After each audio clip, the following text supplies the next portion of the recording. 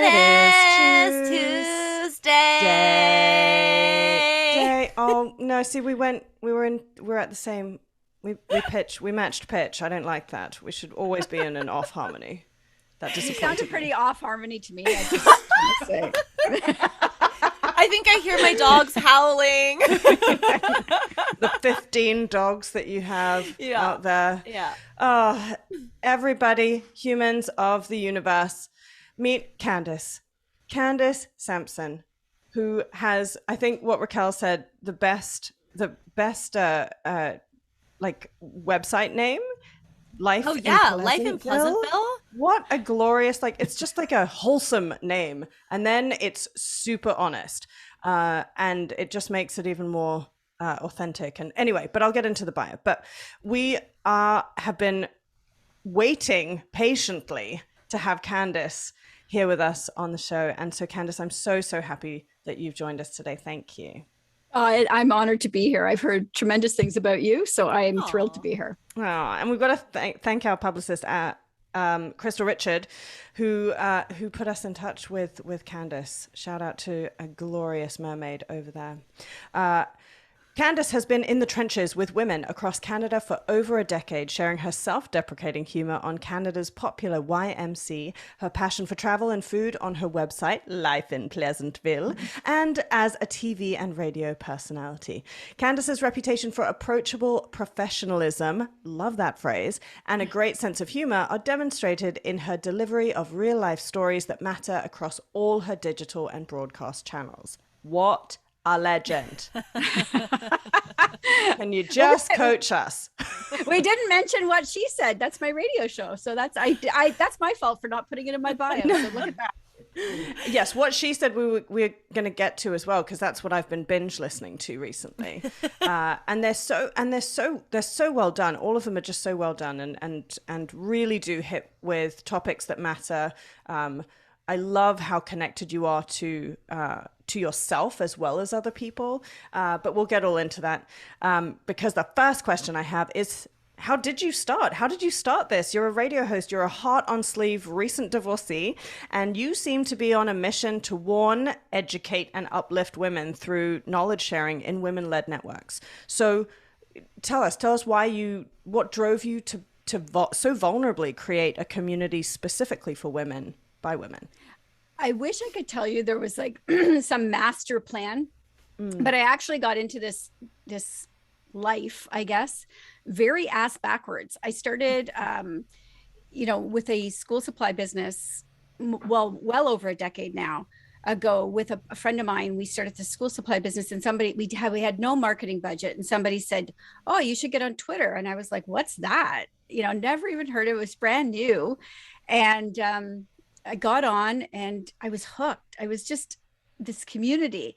And it's weird now because Twitter is such a divisive place, but I have made friends there that, I have at least, 20 very phenomenal friendships that developed from Twitter 14 years ago. That's to this day, and in that time, it's allowed me to build a really incredible community. So I started writing about what it was like to go back into the workforce as an entrepreneur after having children. And so that's where I started sharing on YMC and started with just sharing the funny side of things, where like my kids now, popcorn became a main meal, and you had to go pick out your socks from the laundry because I didn't have time to be doing it anymore. I was dropping balls all over the place, and one thing just sort of led to another. The school supply business, my partner took it over, and I continued into this, just writing and sharing. And then I started travel writing, and I started Life in Pleasantville, and then I started doing travel segments on What She Said. And then Kate Wheeler and Christine Bentley, when they were ready to retire and leave What She Said, they offered it to me if I wanted to purchase it. And so I did. And here we are.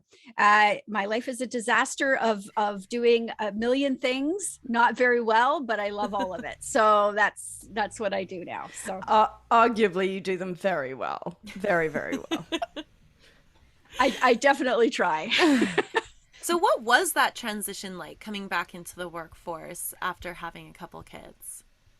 It was okay. And I think when I look back on it now, particularly when I look back on it now, I'm fully aware of the privilege that I had to be able to do that. I was a stay-at-home mom, but I was not being forced to go back into the workplace. I had been in banking, corporate banking, prior to having children. And in my last performance appraisal, the VP, who's my direct boss, asked me where I saw myself in 5 years. And my answer was not here.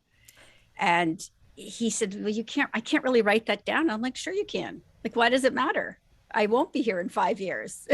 I am not a fan of that question at all. And I think people ask it, and I think it's such a trap. Like in recruitment, whenever I've done coaching for people going into the workforce or changing jobs, whenever people ask me that question, the one thing I say is, don't tell them.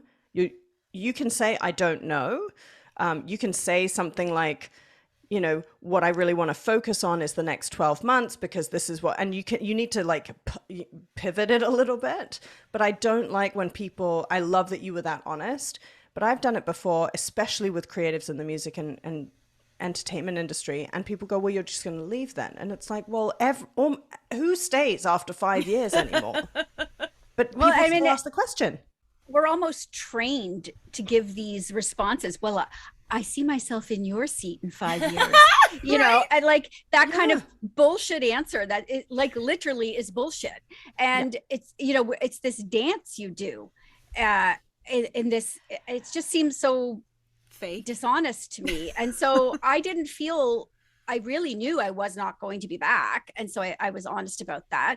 And one of the things that, really pushed me into just being self-employed and really working for myself was that I didn't like that environment. I didn't like the performance appraisals. I didn't like that they had to go out of their way to find things I had to work on, you know, and then I had to report back on what I was going to do better. You know, this is a transactional relationship. I'm showing up, you're paying me for my work, I'm giving it to you, and that's the end of it. I want to go home. I don't want to sit here and, you know, and psychoanalyze myself at work. So, I think Candace is my spirit animal. I just find it so tiresome, that whole thing. And like I said, we're all very well trained on how we're supposed to respond. So why can't we just forget about it? You know, because that's all we're doing is just a dance here. So, I mean, unless we're going to be honest, let's just stop doing that part of it. So anyway, I left all that behind. I beat up on myself now because I'm self-employed. So if I'm not doing something, I give myself terrible performance appraisals and then have a glass of wine. Yeah, your KPIs are like, I don't know. I was listening to one of your podcasts about entrepreneurship, and the recurring theme here is like, it's just, well, I left so that I could have more freedom and more time, and the opposite happened. And now all I do is work. Every entrepreneur will tell you that. And Yes, yet, if you were to ask me to go, like sometimes I daydream about it and I think I could go back to 9 to 5. I wouldn't have to worry about anything. But then when I really think about it, I couldn't. What I've done is I've made myself fairly unemployable because the one thing about being an entrepreneur is you do have that freedom over your hours, even though they're long. But if I do want to shut down in the middle of the day because something has come up and I need to go do it, I can do that. I don't have to answer to anybody on it. I hope that mindset is shifting in the workplace post-pandemic. I hope that we start to see that in the workplace, that workers are respected enough to manage their own time, and instead of having to answer this ridiculous 9 to 5 that we put them in. But it's still not there entirely for people. So for me, that's a big thing, is being able to just say, I have something else to do right now. This has taken priority. And especially the last few years of my life, I've really needed that flexibility. And I think there's a difference between autonomy in the workplace and agency. There's a really big difference between being, you know, having a great workplace where you're like, this is really, you know, you've got the decision and the influence to make your own decisions, but then to have the agency to be able to really arrange that within your life, and the freedom of choice fully, I think that's going to be a really interesting time if I'm going to hashtag future of work into here. But the great and also the hashtag the great resignation, which is also going to be informing, I think, a lot of how employers respond. And you've spoken to that, I think, on a couple of your shows now and a couple of your channels. The digitalization of everything. Like, I'm just thinking, you know, on one hand, I understand that there needs to be core hours where people need to be able to respond, especially if you're working within teams, you're working international, you're working with certain hours. You know, you do need to have that crossover. Otherwise, it's going to take 2 weeks for one thing to go through. But on the other hand, you know, if you want to get up and go for a run midday, you shouldn't be beating yourself up over it. It's just whether you respond in 20 minutes or 10. I think if that's going to help your mental health and if you're going to be more productive over it.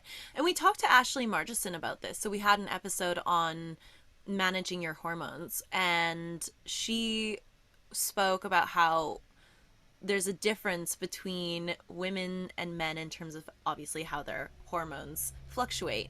And that has a real impact on the 9-to-5 work day, so that women are really not made for the 9-to-5 work week.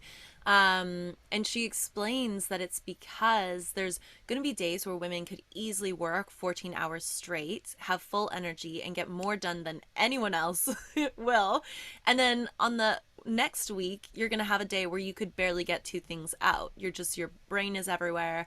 And it's actually all based on your hormone fluctuation, which I thought was really, really interesting. And I definitely, after hearing her speak about that, definitely changed the structure of my work weeks. That sentence blew my mind when she said it. I was like, whoa. And she said, you know, the colder workplace, the way that it's built, you know, the structure of the 9-to-5, and you know, Candace, we've just been on your little segment, so we've had a chance to have a chat about this as well. But you know, really challenging the status quo that is very highly masculine led energy, and challenging that's interesting. We're moving into that, I think. I'm optimistic. Yeah, I mean, I think it's more important to look at quality of work rather than quantity of work. Productivity is important, and if your employees and workers, if they need a rest, let them have a rest. And I mean, and also we can't discount the world we're living in right now. It is constant. We're just inundated with stress every day, and it's really hard to focus. And so you have to respect that some days people might be just so overwhelmed with worry about their own issues, and then the next day they might be fine. Right. We all have that. So I think we need to respect that. And as long as the work is being done, and you know, who cares about the rest of it, as long as the work is being done. So that would be my advice to anybody who's employing somebody. But obviously for myself, it just means that if I don't get something done, then, you know, obviously I might not, you know, you're always in the hustle when you're self-employed. So if I stop, then I may lose a little ground, but at the same time, I've learned to be easy with myself with that and say I needed to rest more. That was more important. Or I needed to focus on my children more. That was more important. Because at the end of the day, it's not always about the paycheck, right? So, question: if you could go back kind of to whenever you were working in a 9-to-5, if you felt like you had been an entrepreneur for, say, like CEO for 2 months or 3 months before you continued on in that 9-to-5, do you think that would have like radically transformed the way you operate and the way you negotiate, the way you speak to people within that workplace? I think, you know, again, my journey through being empowered and being, I mean, I've always been sort of a feminist, but always that push has evolved really over the last, you know, 20 years. And so I think if I had been armed with the knowledge and the confidence that I have now as a woman, maybe the decision I would have made 20 years ago would have been entirely different. But you can't go back, and I couldn't, you know, I can't really, I just, what I think now, my purpose, what I strive to do is to give that level of empowerment to women now who may find themselves in those positions, because I want them to be able to think through things that I didn't think through, or maybe didn't see the other side of. It's really important. And in particular, I have 2 daughters. I mean, and that really does shift your mindset, where you want to see the world a better place for them. It's really important that that happens for my daughters, and not just my daughters, everybody's daughters, and, you know, and sons. The world just needs to be a better place. And so I'm invested in that.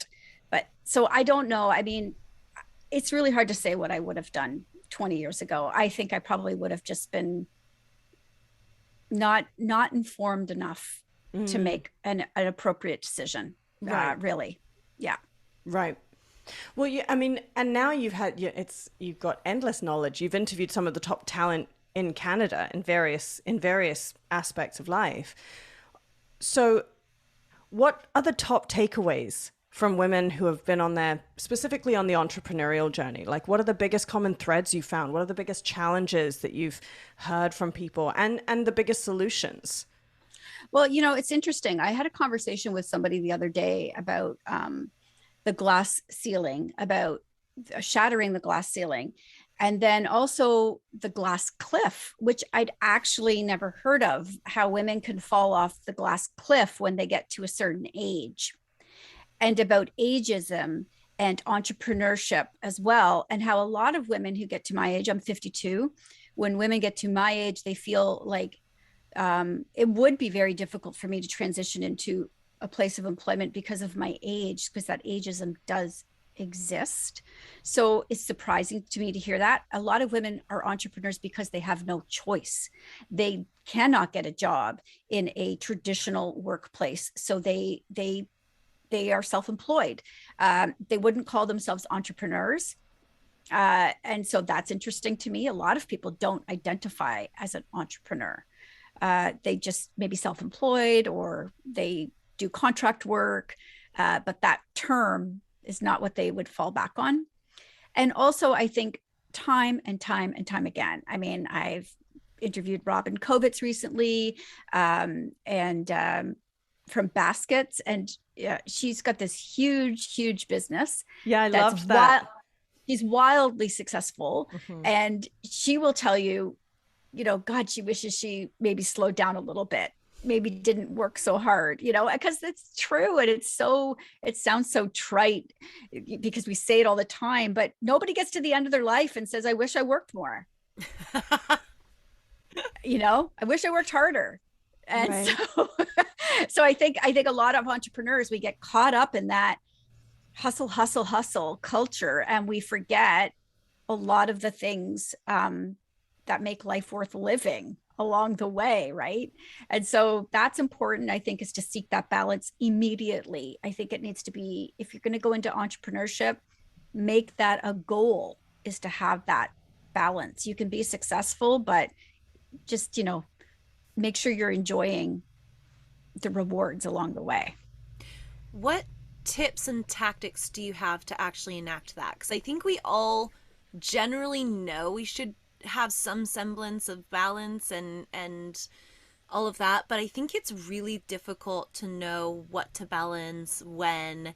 And I kind of go back to your first comment about how when you came back into the entrepreneurial workforce and you felt like balls were dropping everywhere. I think it can really start feeling like that. Like you're like, oh, I should work out because, you know, I should have balance. But then when you work out, it takes time away from this. So now you're missing that. So what tips do you have for people to actually make that a reality? I think mindfulness. I mean, this, again, sounds silly because we talk about it all the time. It's such a big topic, is mindfulness, but just really working on being in the moment, and being mindful of what you're working towards.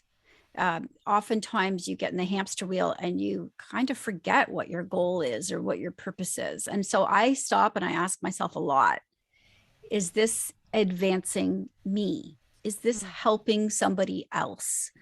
Is this going to really matter?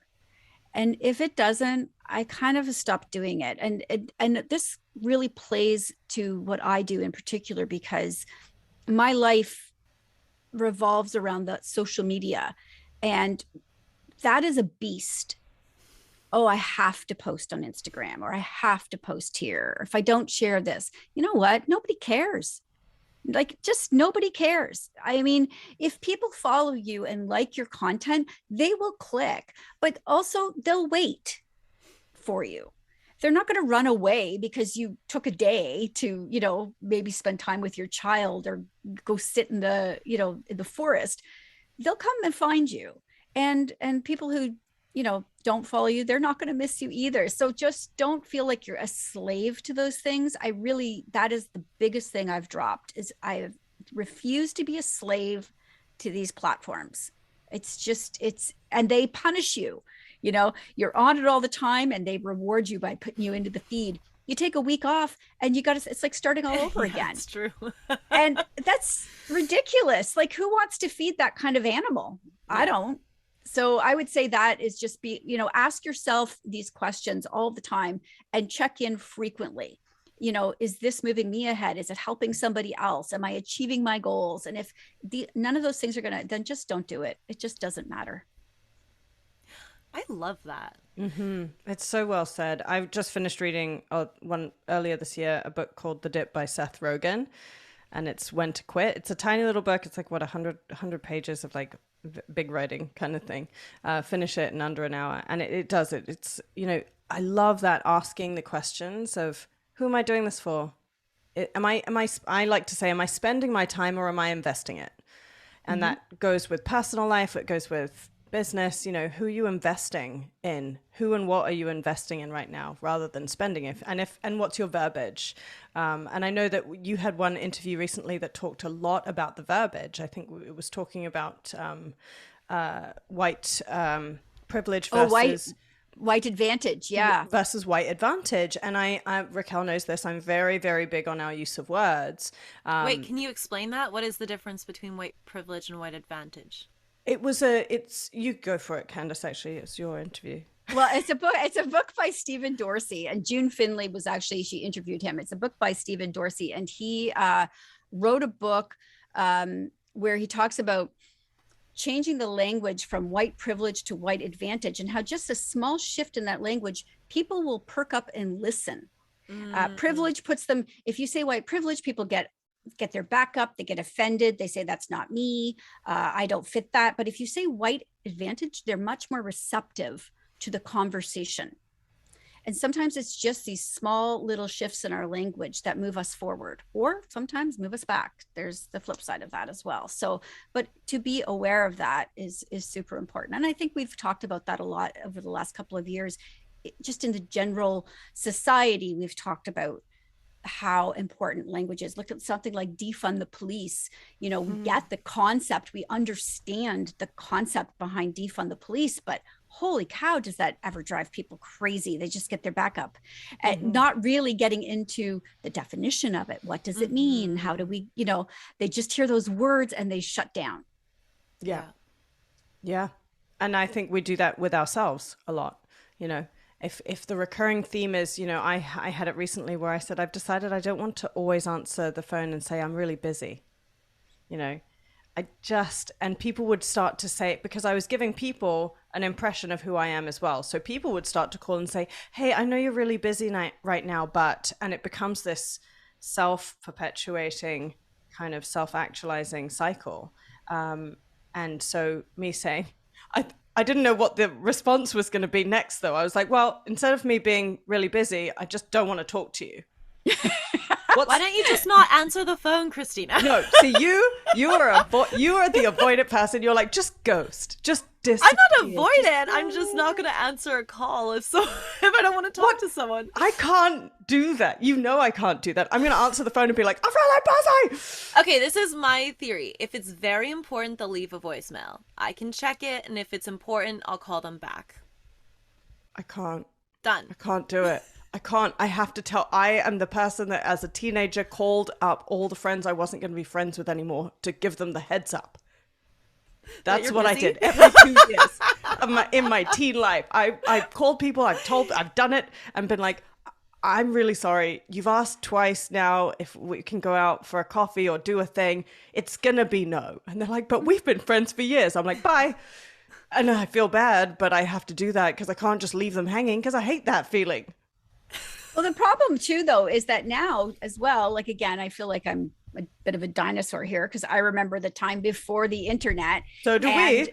You know, and so I sit here now and go, where was that message? Was it text? Was it LinkedIn? Was it Facebook Messenger? Was it Twitter DM? Was it Instagram DM? Was it email? What I mean, honest, like I have too many places where people are reaching out, talking to me about things. And I sometimes feel like I'm herding cats. I'm like, can you email me, please? So I can have this all in one place. Right? Yeah. Like, honestly, I tell people if they don't send me a calendar invite, don't expect it to happen. Christine already knows this. She's amazing at it. She just doesn't exist. Invite. Like, it doesn't. If it's not in my calendar, I will forget. Yeah, I absolutely will do the same. And it's decision fatigue otherwise, right? Because you're like, oh, what am I doing? Oh, you've got all these things, and then you've got all these platforms and all these channels, and you're trying to get and some people live on certain things, like Raquel lives on WhatsApp, and I don't have WhatsApp on my desktop. So then when she's like, here's the link, and I'm like, take the link, I'm going to put the link into my other thing, and I feel like I'm 180 because I'm like, I'm just going to copy this and paste it over here and email it to myself, and then I stop and I have a moment and I'm like, what have we become? What have we become? Oh my gosh. Okay, I want to segue because there's a big topic that we wanted to talk to you about, and I don't want to lose time over it, but I want to get into divorce with you. You've had quite the journey with your process. You, I believe, so correct me on any of this, but you lost your place on Christmas Day. You ended up raising over $20,000 from your supporters. The family court system failed you, and you have an idea of how things could shift to make this better. I wanted to ask, first of all, can you walk us through your divorce journey, and then we'll get into some specifics? Yeah, for sure. I think I've talked about this enough. I can probably condense a little bit. So I left my marriage in June of 2018. And, you know, it was not a good exit. Let's just say it was there was nothing to save by the time I left. And there was a variety of things that led up to that. And they're really not important. He would have reasons to say that, you know, why the marriage ended, and I would have mine. And that's just how marriages break down. And so obviously I was asking for a divorce, and he said to me in July of 2018, I won't pay another bill. You know, fuck you, a whole bunch of replies to me, basically just saying, you know, good luck, you know, go fuck yourself, basically. And, you know, I thought, he's angry. I get it. You know, people are angry. There's a lot of hurt in the initial days of a marriage breaking down. Gave it time, got a lawyer involved, invited him to join us for mediation in November of 2018. Like 2 days before, he canceled. By this point, I was unaware largely that, you know, he had picked up the divorce playbook, you know, that they pass around, you know, that unofficial divorce playbook. So he had canceled the mediation, that we had to go to court in February of 2020. We would go to court, the judge orders disclosure. That's the first step. So that was just getting into there. The judge orders disclosure. Disclosure never came. We never came in 3.5 years. Went back the following year, you know, the judge demanded he get this disclosure in. He said, oh, I have it at home, I'll get it to you. Never got it in again. So by the time she gave him a few weeks to get it together. I don't even know why that happened, because, you know, he said he had it. Gave a few weeks, he never got it in. And then we had to go back to the court and say, look, still not provided. Took 6 months. Then the judge struck him from the proceedings, which means he was no longer allowed to participate in his own divorce case. He had been struck. So we built our case on the information we could gather. We went back to the judge in February of 2021, and it sat there. It waited and waited and waited. And in November of 2021, I received a notice from the bank that they were seizing the home for non-payment on Christmas Day. I went back to my lawyer and said, we need to put an emergency motion here. This needs to be resolved. The judge came back on December 13th and awarded me the home because he had stopped paying child support. He had never paid spousal support, and he was clearly not cooperating with disclosure or anything like that. So she awarded me the home. Drove in that day to get there, walk in, it was dark. And the first thing I smelled was it just smelled bad. Had a flashlight on, looked downstairs, could see the water floating in the basement. Had to come back the next day in the light of day, 3 feet of water in the basement. Mold was growing on every surface in the house, walls, ceilings,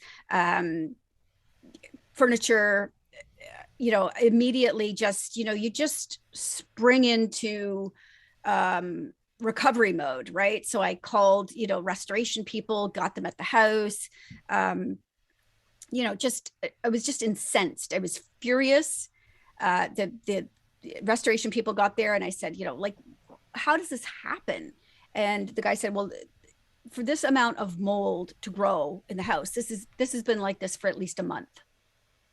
And so as we start to go through, things became apparent, like the power had been shut off in the house. So it'd been shut off at the main power breaker in the basement, which caused the sump pump to flood in the basement, which caused all of this damage. There was a lot. This was intentional. This had been an intentional move to destroy the family home. And at that point, he didn't know that I was going to be awarded it. So I don't know if he was thinking, well, I'll destroy the home and the bank can't have it. I'll destroy the home and she can't have it. If I can't have it, nobody will. Who knows? I don't know what his reasoning was. But that's what I walked into. $175,000 in damages uninsured to the home. And plus, because he didn't pay any bills for the last 3.5 years, there's a number of liens on the home.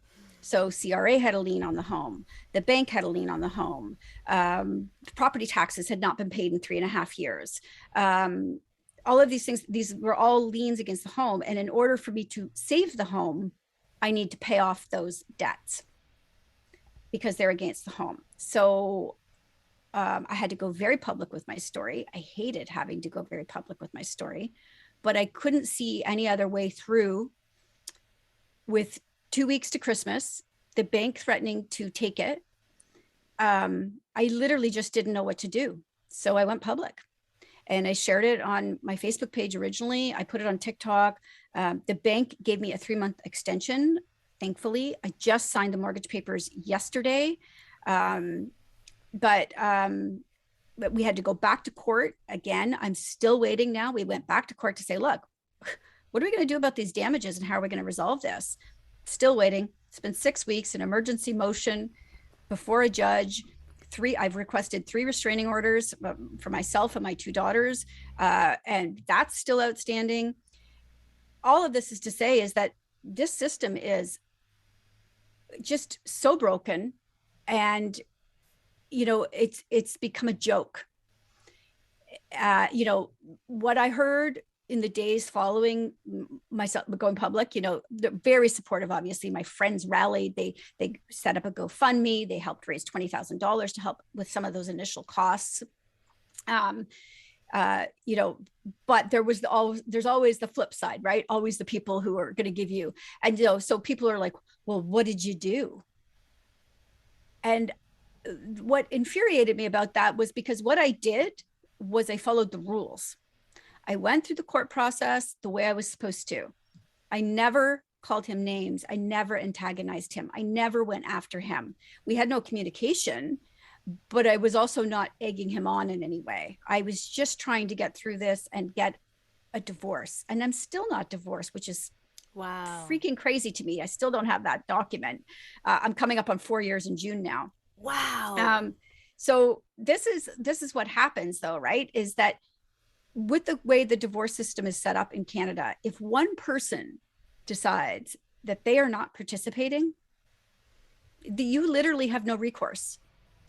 It's just an ongoing game of trying to get them to participate and trying to get the courts to enforce. And so that's frustrating. And you were married for 20 years?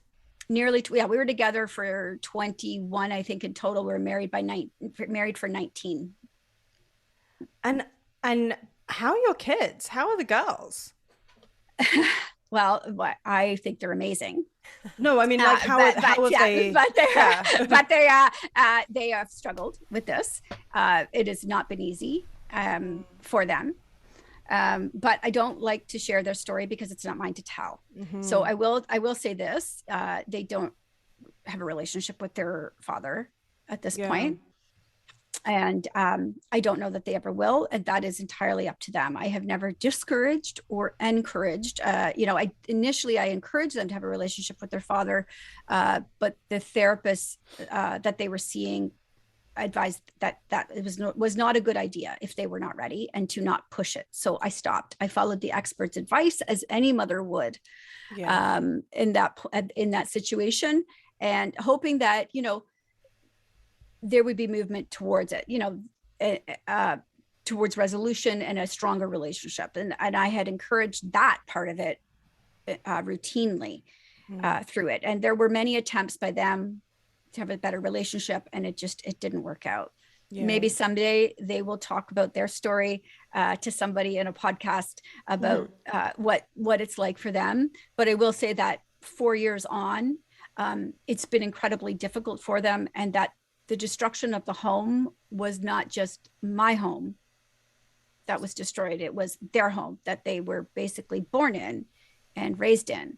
And for them to see that was quite traumatic for them to see. So that's upsetting. Yeah. I mean, you mentioned the restraining orders that you've had to seek over the years. So I was wondering, but yeah, the destruction of a family home, I couldn't imagine. And having, Raquel and I have spoken about this before, but I'll just talk for myself, but I've had a relationship in the past where when it ends, you find another person, and there's a really big part for me. What happened was shameful, that I couldn't see it. And I felt a lot of guilt. I actually processed a lot of guilt for not seeing what this person was capable of doing. And for me, it was 7 years.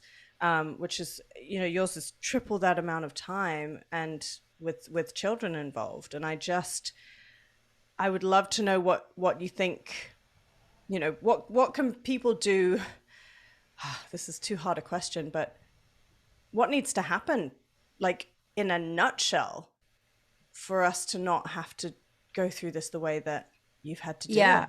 So I have a few thoughts on that. And people say to me, well, what's your advice? And I first and foremost have to say, I can't give you any, because my case is different than yours and different than that person's. And unfortunately, it's just such a wild card with divorce, and everybody's going to act differently. What I do think is important is the courts, first and foremost, have to stop dragging their feet on consequences. If a consequence, I can't tell you, 3 times in court, one time in court, the second time we were in court, the judge said to him, do not put your head in the sand. You do understand that there are severe consequences for not participating. And in court, on the record, acknowledged that, yes, he understood. And then just blew her off, because he was so confident that this wouldn't catch up with him for so long that he felt comfortable just lying in court, saying, yeah, I get it. And then just didn't do anything with it.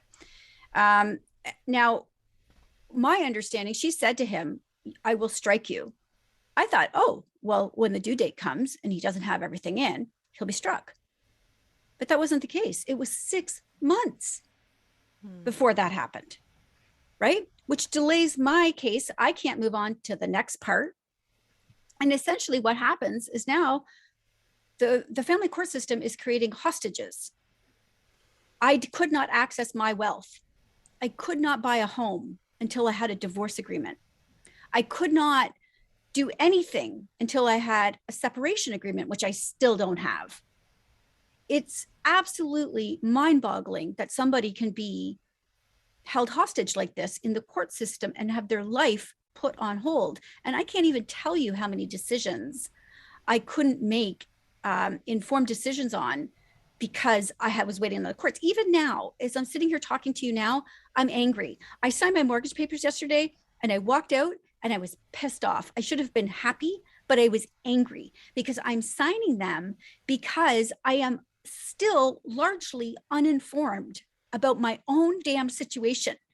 I have asked the courts to vest assets so that I can pay for the damage. And I still don't know if I'm going to get those assets. So basically what I've done is I've signed a mortgage to buy a home that I have no money to fix up. And I may or may not get that money, but it depends what the judge is going to do if she's going to vest these assets to me. That's infuriating that I have had to make that decision uninformed. And someone who is so creative, so entrepreneurial, so like you're so intelligent, you have so much going. I can't imagine if someone was in a fixed income 9-to-5, position. Raquel, you were going to say something too. Yeah, go ahead. No, I just wanted to actually go in a little deeper. So I want to go into the nitty gritty so that people can kind of take some of this information and inform themselves as well. So you're talking about being locked out of your wealth, which I think is a really, really important point. And we've talked to some financial advisors in the past as well. So can you paint us a picture of what that looked like for you before the divorce and then after the divorce? Like, how was your money separated, or was it all conjoined? How did that affect the divorce? What would you have done differently that way, if anything? I don't know if anything would change. And do you know if any of these rules are provincial or if they're federal across the board? I don't know if you have that info or not, but. Yeah. So, well, I can tell you that there are 70,000 divorce cases a year in Canada. Every province has different rules, and the federal rules are a little bit confusing. So I don't know them all myself. Again, it's a big topic. As far as our finances, we met, it was his second marriage. So it was his home that I moved into initially, which became my home over the course of 20 years. I mean, this is how marriage works. So it was a matrimonial home. Yeah. But my name wasn't on the home. It was just a matrimonial home. And I trusted, well, for starters, I didn't marry to think I was getting divorced. So I, for many, many years, just thought, whatever. And then when it came time that the marriage was collapsing, I still trusted enough in the system to know that this was a matrimonial home. There was wealth built up in it over the years that I was there. It was half mine. And, what was the rest of it would all be sorted. I mean, these things, the division of assets in a marriage is actually quite simple. It is simple. It's not complicated at all. It works the same for pretty much everybody. And it should be a relatively simple thing to get through.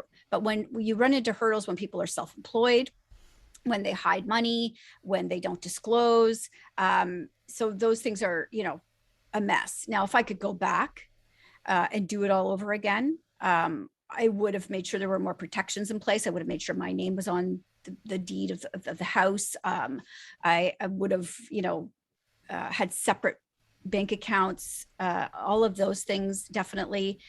So those were things that, if anybody was going into a marriage, I would say, certainly make sure you have these things in place.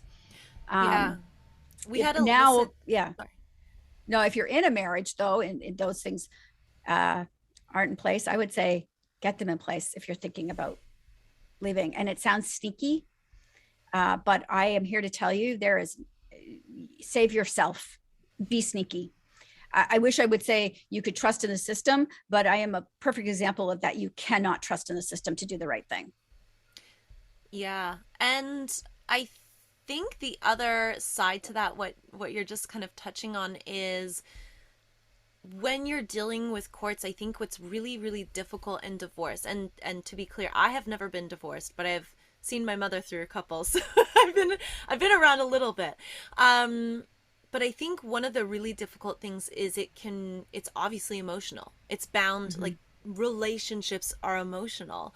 And so you have a whole emotional side that is big and throbbing and hurting, and it's almost like a death. It's almost like grieving a death. But on the other side, you have a business decision. And it sounds callous, but it is a business decision. And you need to have a strategy. You need to have a good team. And you need to keep your cards close to your chest, because people talk. And I think it's really unfortunate that we have to think this way, but it is human nature. People talk, and if you've set up a really good strategy with your lawyer, you know, and you start talking to someone about it, and they tell their husband, who tells that person, because they were all friends, all of a sudden your strategy is gone. So it's almost like you have to drive these two sides of, how do I get through the emotional side, and how do I get through the legal side and shut my emotions off? How did you do that? Because it sounds like obviously there was a lot of emotional stuff going on. A lot of his actions, of course, would have brought those on as well.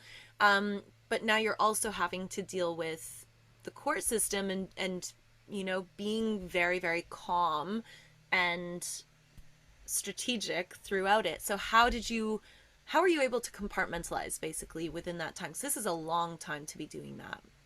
Yeah, I mean, I have to say, I struggled with a lot over the last 4 years. I mean, when I left my marriage, I was making $100,000 a year in self-employment income.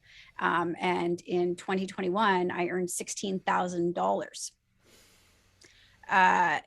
You know, it's no joke how hard it is to have to deal with all of this in the middle of a pandemic and be self-employed and have two teenagers who are reeling and who you need to be there for. I mean, my girls suffered, not just because of the divorce. I mean, they had to move. I asked to stay in the matrimonial home and have him move out. He wouldn't. So my girls had to move. They had new schools. They were teenagers, which comes with all of the teenage stuff. You know, then we throw in a pandemic for good measure, and, you know, on and on and on. I mean, if my kids need me, work suffers. And so I can't, and my job requires me to be up. It requires me to be outgoing. And I'm sorry, but if I'm a puddle on the ground, I don't feel like sharing my fucking life with you. You're not getting anything. I don't want to, right? Because but what am I accomplishing by sharing that? Nothing, right? I'm not,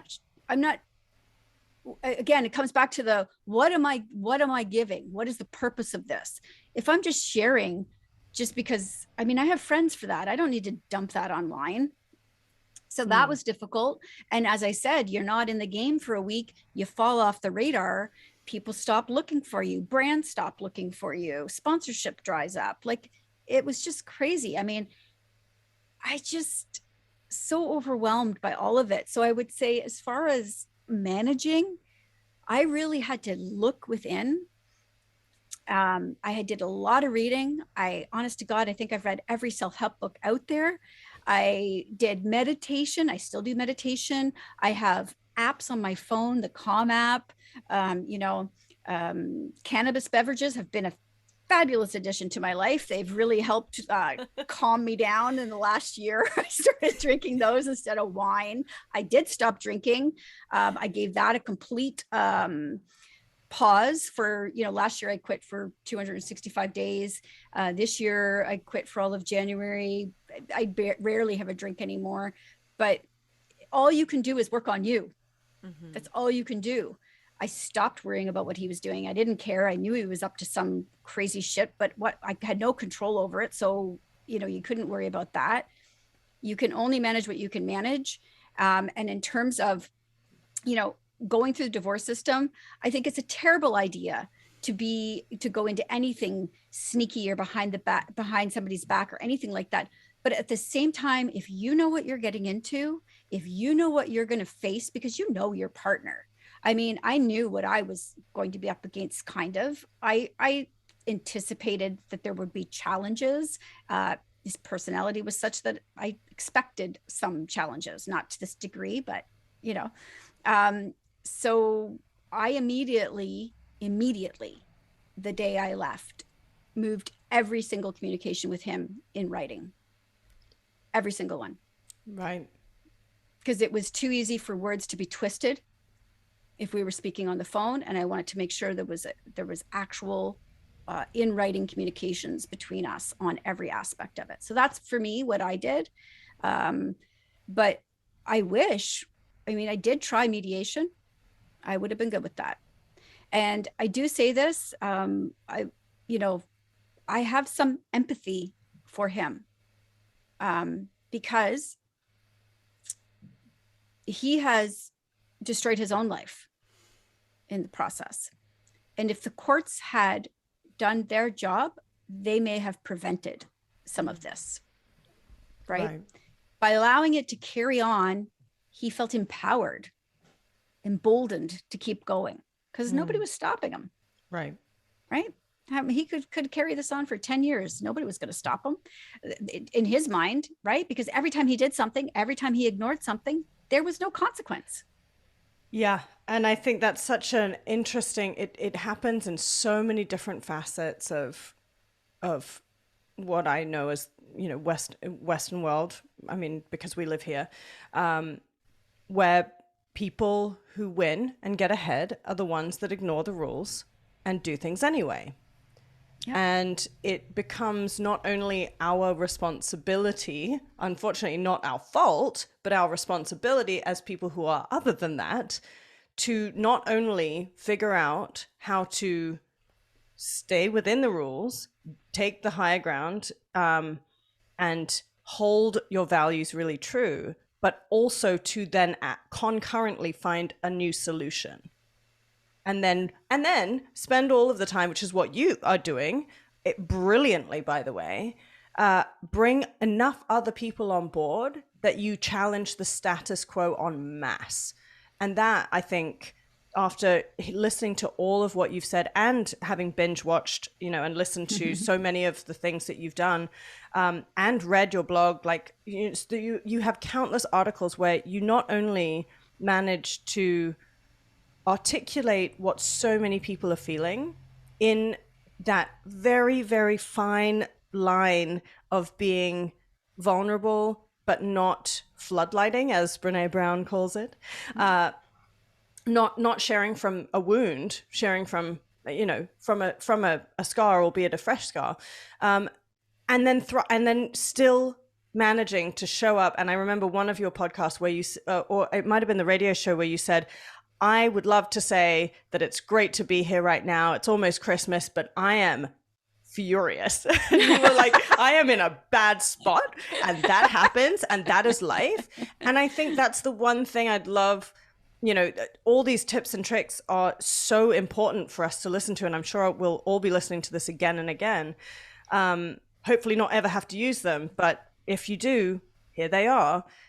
But the fact that you do it with such tenacity combined with such grace is so wonderful to see for other people. And I think that's something that I would love for all of us to be able to go away and say, you put together your palette, your paint palette of things that are internally grounding you and allowing you to keep doing a job that you do love, but but doesn't define you all the time. And that's incredible. I just want to say thank you for that. No, thank you.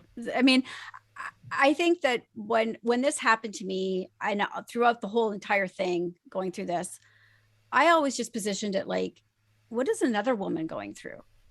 I mean, right. I might get emotional here. I might cry for a minute, but there was a couple of times over the last few years where I was on the ground, bawling my eyes out, no hope, literally thinking of a terrible way out of things. That's not a good place to be. And I have support. There are mothers out there who are struggling every day, who don't have the platform I have to get loud, to bring attention to this, who just don't know how they're going to go on. Those women are worth fighting for. And this is why it's important, because most people will say, it's just two people and they had a shitty divorce. No. This is breaking our society. When we fail people, we fail our society, because these people go out and they hurt other people. This is how this works. So I can't believe we're still having this fucking conversation of how this works. But we are essentially turning out broken children, broken people who go out and hurt other people, and it goes on and on and on. And there's no reason for it. There's no reason. People get divorced all the time. You don't have to love the other person, but this shouldn't be this difficult, right? And we have created this he said, she said culture, where you go and you go, take him for everything he's worth, or screw her over, she doesn't get a penny. These are the conversations we're having. It's sick. It's sick. That has to stop, these conversations where we pit people against them and the lawyers are in there with it. The whole system needs to be addressed, down from consequences to the way we converse about it in public, all of it.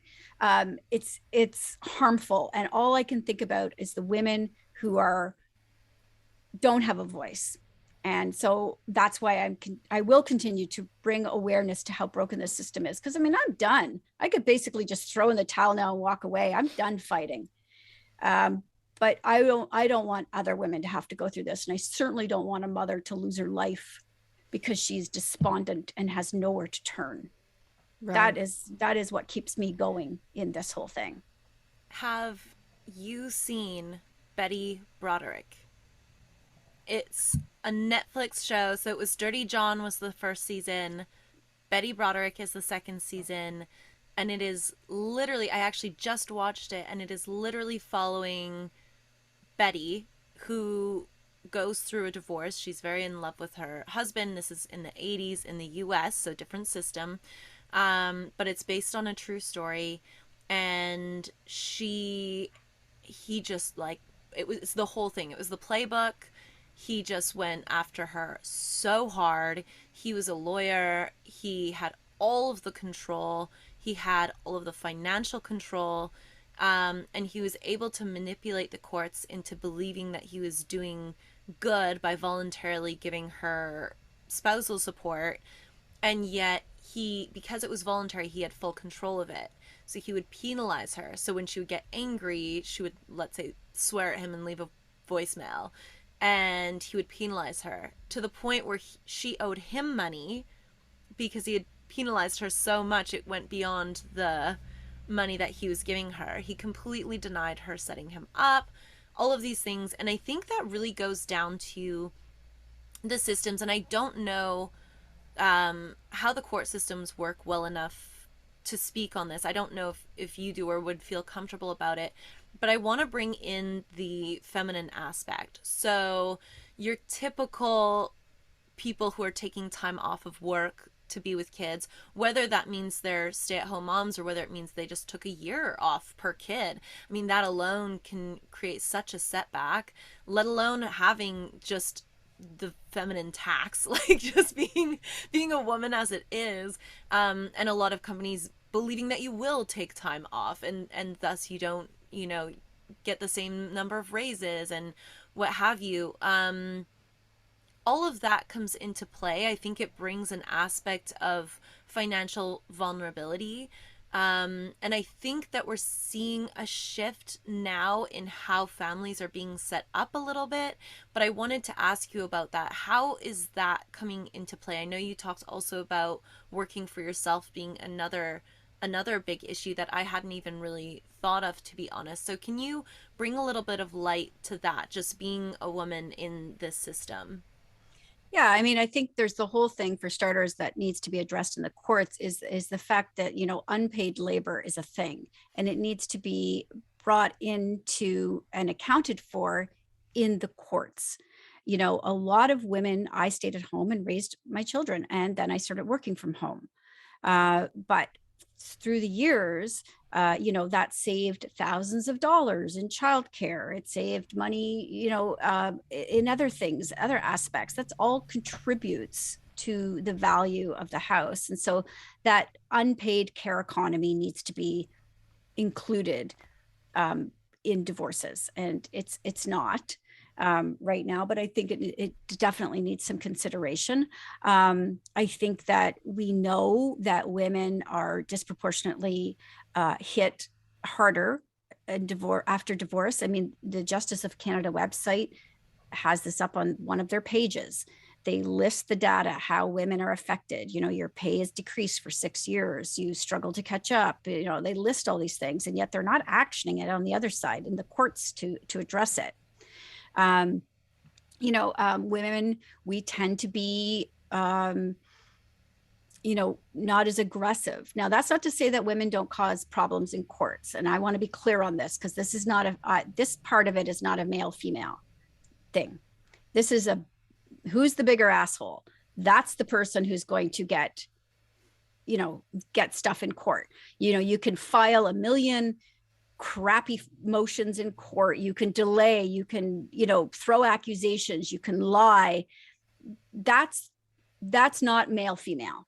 That's who's ever going to be the biggest jerk in the whole situation. That needs to be addressed. And that's where the courts need to, again, step in. That's not a feminine thing or a male thing, but the courts need to step in and address this behavior immediately. And it's almost like, call it out, name it, lay down a consequence. We would be in a way better position in our court system.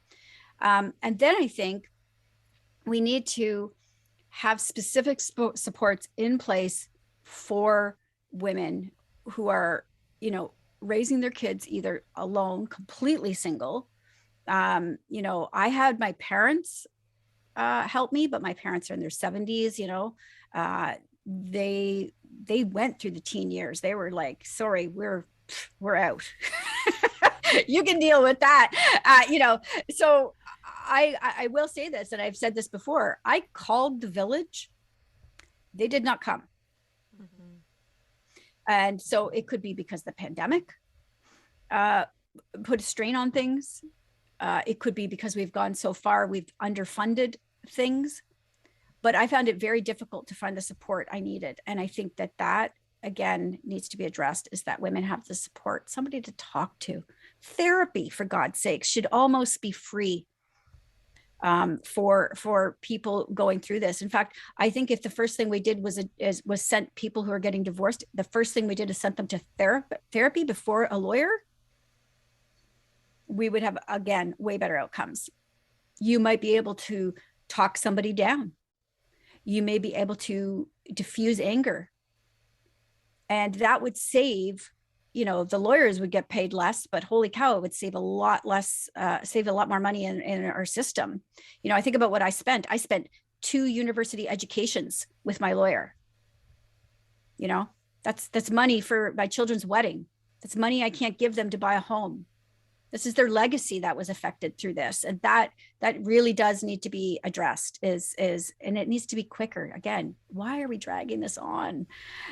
So from a female perspective, there's a lot of things we can do with programs that should be in place, I think, to help women and children deal with this. The courts need to address the very things they list on their own justice site of the hurdles that women face post-divorce. They should be addressing these things in court. And other women, I mean, again, I'm out. I'm almost through this system. And a lot of us, when we get through it, we're beaten, we're done, we're tired. We never want to hear about it again. All the more reason to stay involved and reach out and help other women who are coming up behind you through this system, who need the support. So that's really important, I think. I love that. And I think, I just wonder what resources, like if we were to create today, if we were to just mind map out the perfect not-for-profit, let's say, that was to give resources, what would we include in that? So we're talking about therapy. I think that's a huge one. I know with my mom's last divorce, she was really lucky. She had a great lawyer who really encouraged her to try to negotiate and keep things happy as they can be. So she was great. She tried to keep it out of the courts. It was very successful. They were able to do it very quickly.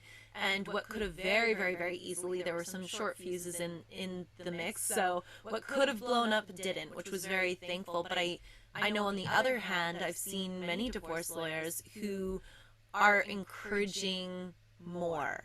They want more money, more court time, more to string it out. And I know even within her last divorce, like her ex-husband now wanted to do it a calm way, the way she wanted.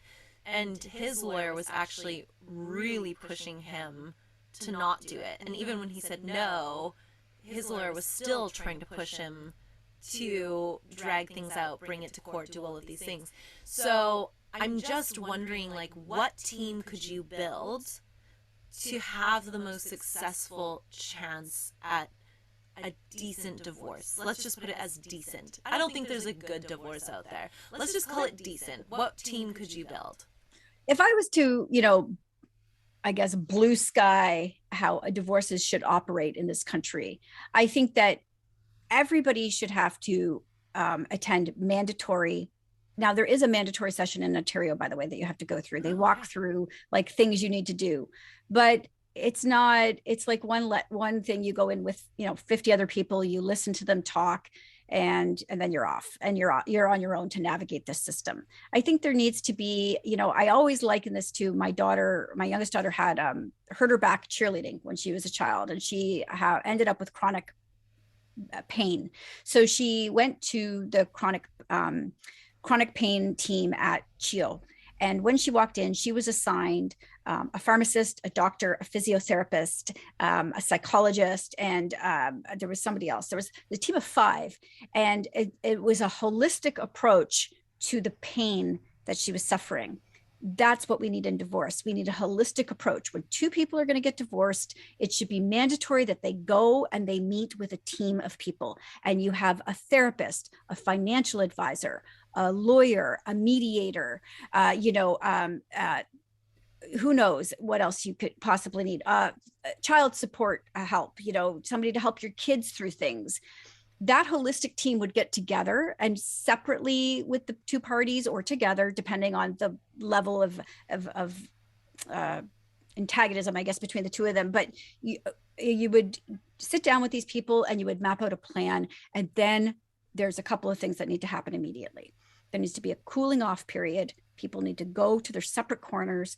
And, a friend of mine says this, the CTFD approach, the calm the fuck down, go chill, right? And just get your head on straight, because at the end of a marriage, whether you left or the other person left or it was mutually agreeable, it's painful, it hurts, you have a lot to process.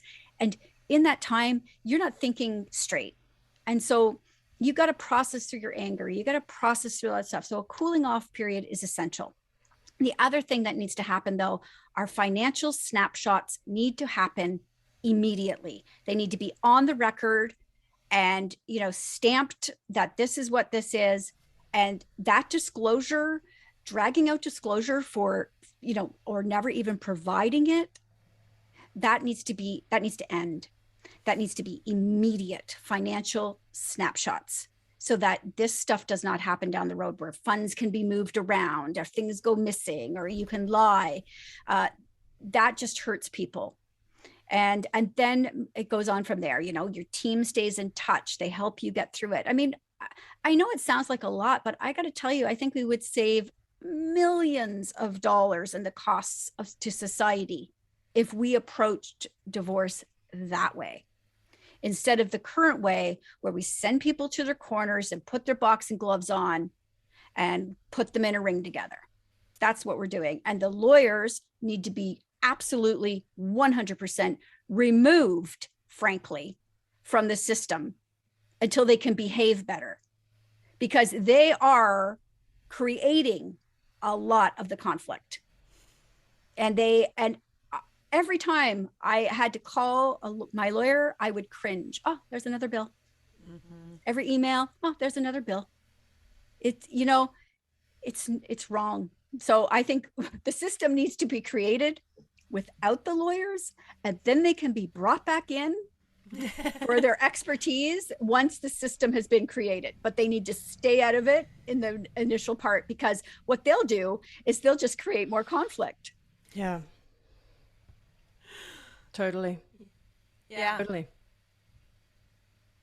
So that's my solution, but nobody's doing it. So I think also what people can do beforehand, obviously no one enters a marriage ever thinking they're going to be divorced. It's just, I don't know why you would do that. That would be an odd thing to do. So on the other hand, for things even beyond divorce, it could be death or harm coming to a spouse. It could be just for your own general knowledge. I think what I'm gathering from what you're talking about is it is so, so important to be financially literate. Mm-hmm. So spend the time now getting financially literate. I know, Alyssa Davies has talked on the podcast a few times about the importance of having your own nest egg away from the joint nest egg. And she explains even if there's a death of a partner, there's a time period where you're not going to be able to access your finances, where they figure out, where everything gets divvied up. So your assets can be frozen. So it is so important. Or who knows, someone runs into addiction that you just never foresaw. It is so important to have your own nest egg that is separate, that you can tap into if you need it. And there's just so many reasons that could be. It could even be a happy reason. You want to buy someone a car and you don't want them to know it. Whatever. We can put it on the other side. Know the law, research it, understand it. You're signing an official document getting into a marriage. You should understand both sides of that. I think that's just a clear, whether you're going into business with someone, whether you're getting married, whether you're just signing up for a phone plan, you should understand all sides of any contract that you are using, and then know who you can lean on, I think, for emotional support. It sounds like your situation was really tough through the pandemic. I can't even imagine how much of a strain that would bring. I don't know how people do this on one income. Or with English as a second language. Think about women. Yeah. Women trying to navigate the family responsibility office in Ontario. It's a nightmare. I can't imagine having to do that with English as a second language. But to your point about the marriage license, I think that's an excellent point. And I think in addition to how we should be handling things when a marriage ends, we need to be handling things differently at the front end. And, we have to take a test to get a driver's license. That same mentality should be applied to a marriage license. I agree. You should almost have to literally disclose to each other, required disclosure on the front end. And that should be law. Because that would really, I think, prevent problems down the road. That it's that full disclosure at the front end. It's talking about the financial, doing a class or two, just like you would go take a class or two for driver's ed. You would need to take a class on some marriage things, about having conversations about finance. It's the number one thing that breaks marriages apart. So why are we not teaching it? I'm laughing because I'm engaged and I've literally said this 1,000 times. I'm like, but are you sure there's no test I need to take? Like, is everyone sure I'm ready? Is this for sure happening? Well, it's funny because the Catholic Church, and other churches, they do, if you're going to get married, you have to go to their marriage classes. Yeah, that's right.